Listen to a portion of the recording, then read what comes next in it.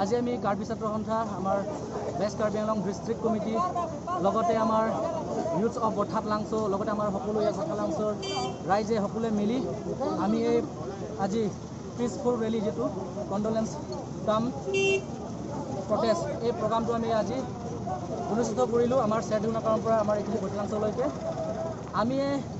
প্ৰতিবাদ সাব্যস্ত কৰিবলগীয়া হৈছে কাৰণ আমাৰ ভণ্টি লেট সুমিলা ৰংহাংপি তাইক এই দুজন কালপিত পিতা পুত্ৰই জ্বলাই হত্যা কৰিছে তাৰ বাবে আমি ন্যায় বিচাৰিছোঁ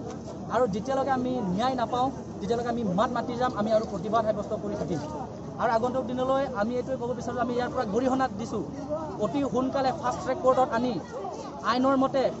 ফাঁচি দিব লাগে আৰু অতি সোনকালে দুষ্কৃতিকাৰীক এই ফাঁচি দিব লাগে।